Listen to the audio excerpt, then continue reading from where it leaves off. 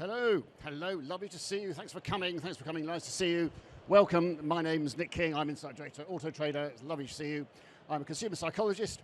I've been working in marketing research for 35 years. I've been with AutoTrader for 20. I'm just fascinated by people, cars and technology.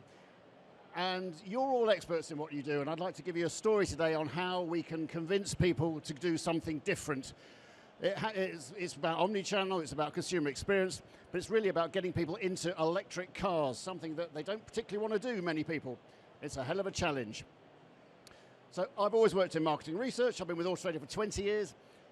Apart from 30 years ago, I was in one of the first indie bands in the UK. I played guitar, I had a wall of Marshall amps here, and they'd blown my ears away, and I'm now stone deaf. This ear doesn't work at all, and this ear has tinnitus. I only say that because if you've got any questions, please shout at me. Not straight away, but please shout. But we're not going to talk about music. We're actually going to talk about how things change. How does much really change? This is the MG factory 100 years ago, literally 1924, the first MG Morris Group launched. It's 100 years since cars first appeared. Quite quick, in fact, it's almost to the day. If you go back to the 1950s, in America, we were driving around in big cars with fins and leather. It was like Elvis Presley and shoulder pads and lapels. And the first electric car actually appeared in the 1950s, and here's one. But the problems people had with electric cars even then were range anxiety, how much does it cost to run, and will the battery last? The problems you will hear people talk about today were the problems people said straight away in the 1950s.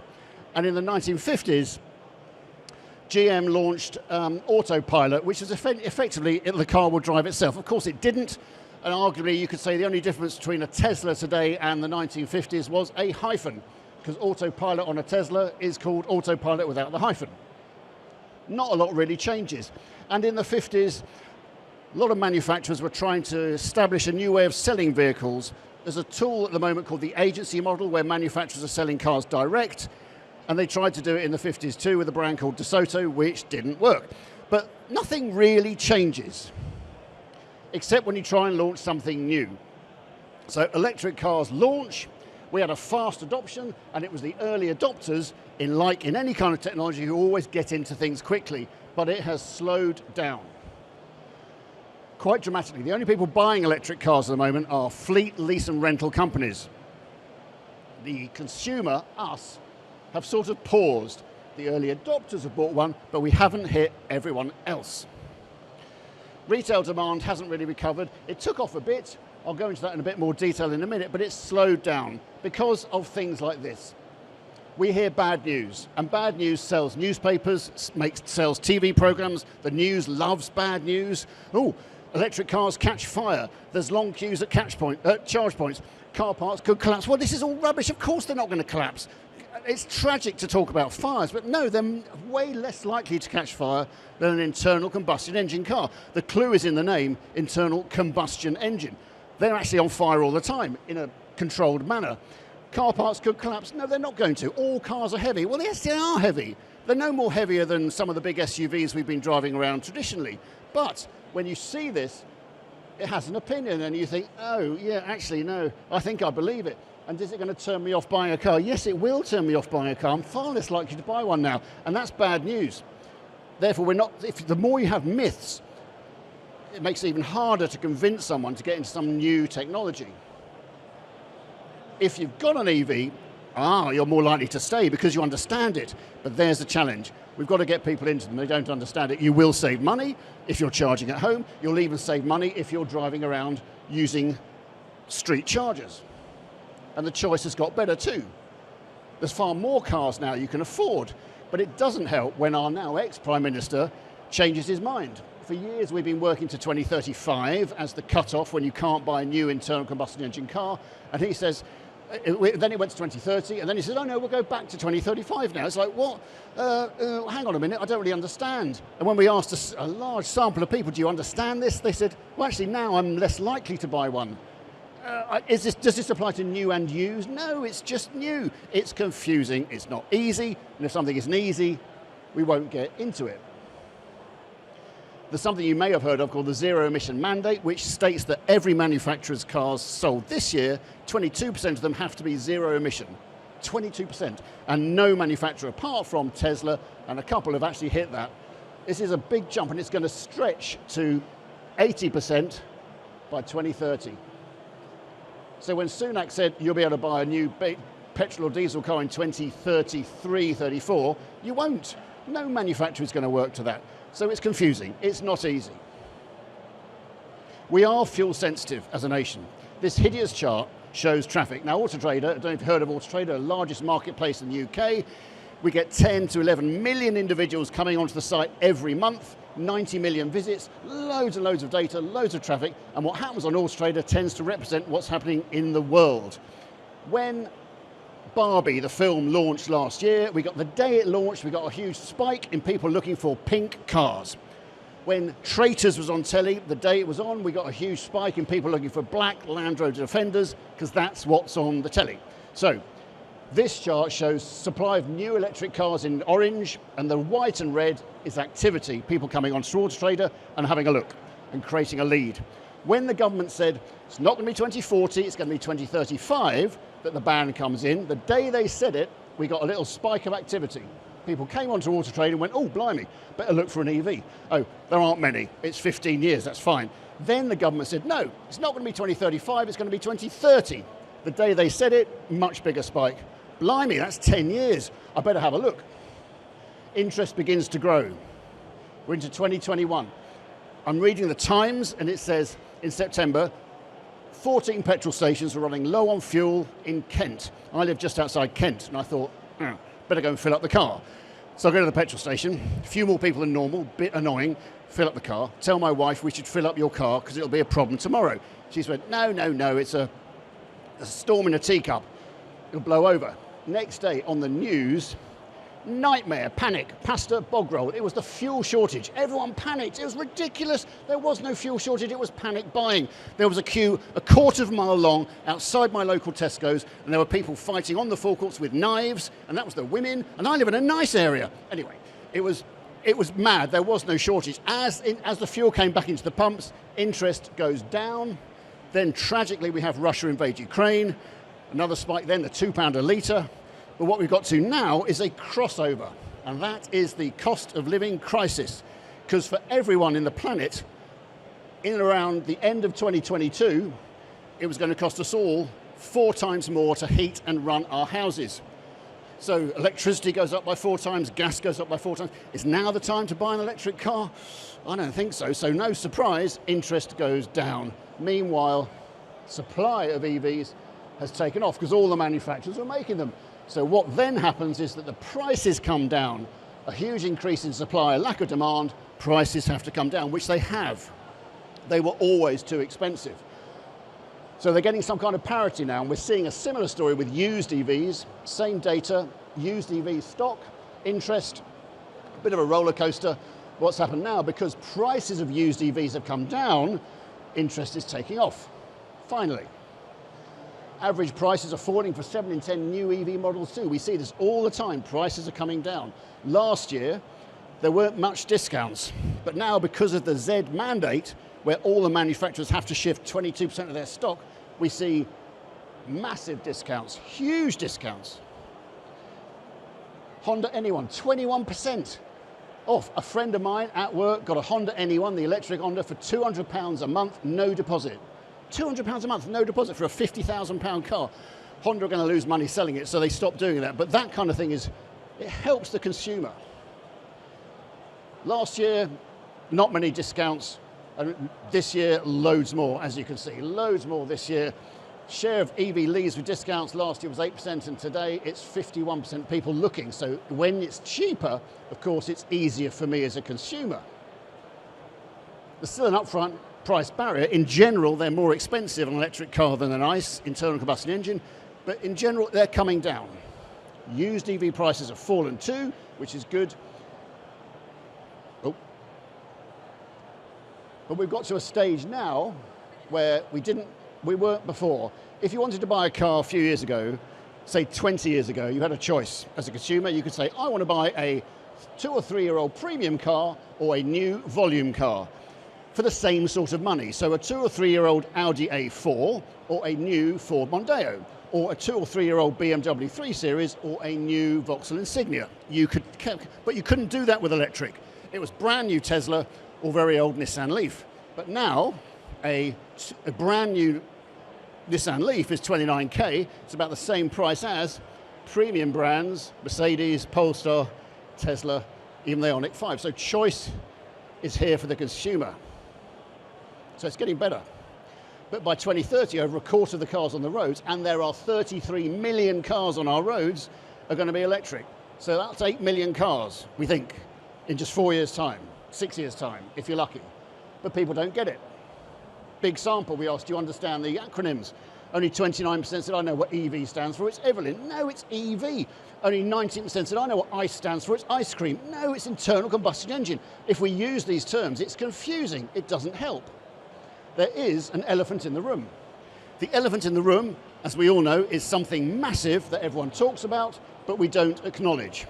And that could be the EV. So I'm going to argue you can reframe this by mentioning different things. So here's a story which demonstrates that. Imagine you're in Africa, in the jungle, there's 6 blind villagers and 1 sighted guru.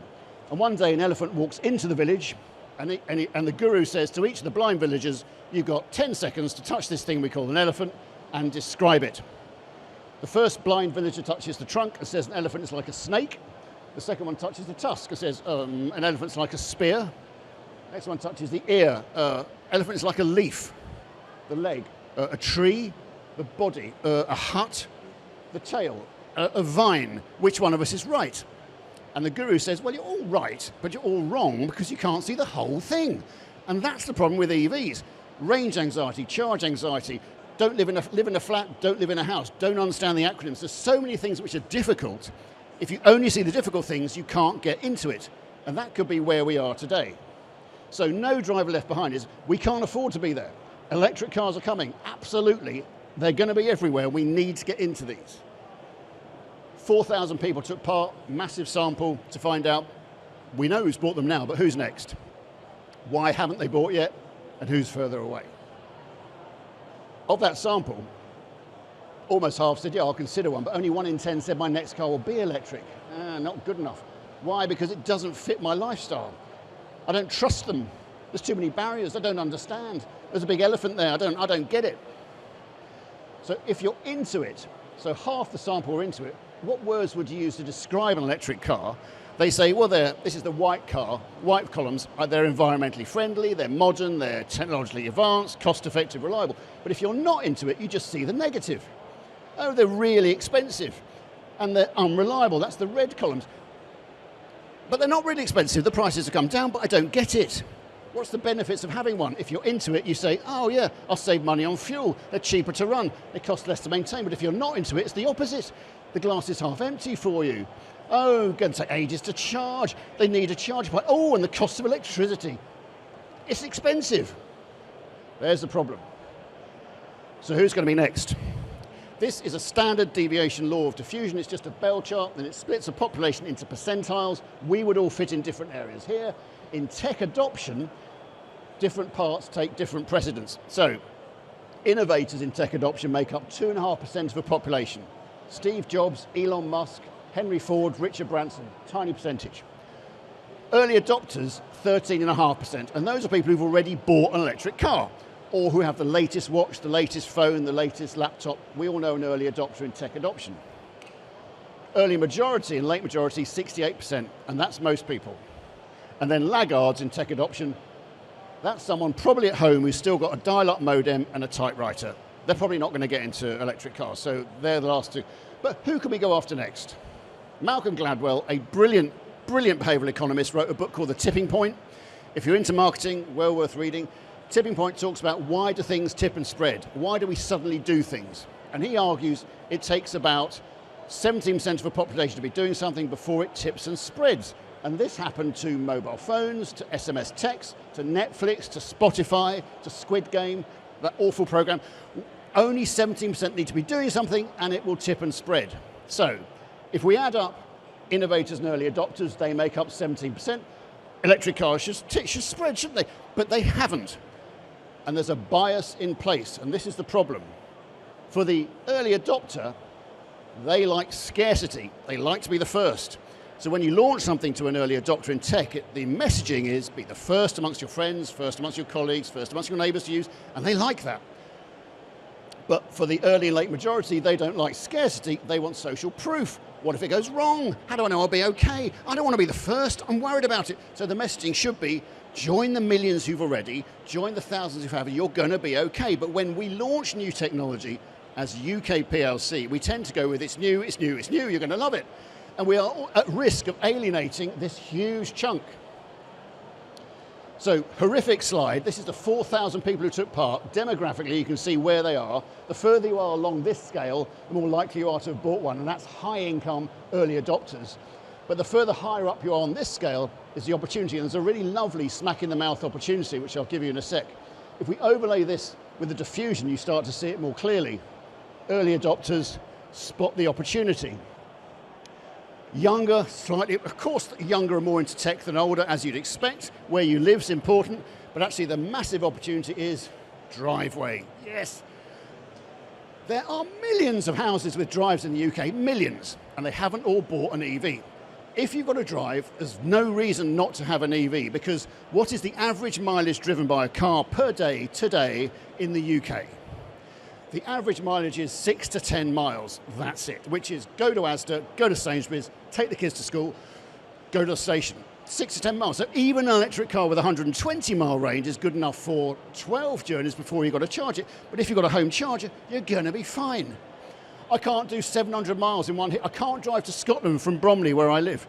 Well, I can't do that. I used to have a diesel Mercedes with a 900-mile range, but I've got a 3-hour bladder. I've got to stop for a wee, which is normal. But you don't think that. You think, oh, no, I can't. But no one does 900 miles in one hit. It's about reframing the opportunity. So how do we move? So we know who's bought it. So the lowest hanging fruit, that terrible marketing phrase, is people with drives. How do we persuade them? This is our opportunity. It's a massive demographic opportunity. It is basically everybody, everyone. So there's no individuals here, it's just people with drives. But they aren't buying because they think it's really expensive. They don't get it. Cost is the main barrier. So what if we were more clear, more noisy about the savings they'd make? What if we were more clear, more noisy about the convenience of home charging? If you were a home charge operator, why can't you team up with a manufacturer and retailer and offer a car with a charger and have a branded charger? I think it's almost a no-brainer. Only 15% were aware of specialist tariffs. That's a massive, but what if we were more clear and more noisy about helping them? So it's an opportunity if you tell me what I need to know. Public charging is out of our control. There's 60,000 public chargers at the moment, according to the latest stats. But our analysis shows there's a big chunk of people not considering for not very good reasons. There's a lack of clear understanding. And what they want to know is prices, running costs, and home charging. It's really easy. Make it blindingly obvious. And there's a lovely twist. We asked women who own EVs, what do you like about EVs? And they said, oh, they're brilliant. They're better for the environment. They're quieter. 29% said, I don't need to visit a fuel station. My wife hates going to the petrol station. She always has. She's got a Mini, and she always says to me, can you go for me? I don't want to go. There's men there. I don't feel safe. It's mucky. It's just a cute way of getting me to pay for a fuel. But I've always done it, and it's really annoying. I've been trying to get her into an EV for years, and she says, no, I'll run out of fuel. We live in Bromley. She drives to Chelsea with our daughter. It's a 15-mile round trip. Oh, no, I'll run out of batteries. I don't understand it. So I said, look, we've got a drive. If we get you an electric Mini, you need never go to the petrol station again. And she said, all right, I'll have one. That was all it took. Brilliant reframe, and now we've got one for her.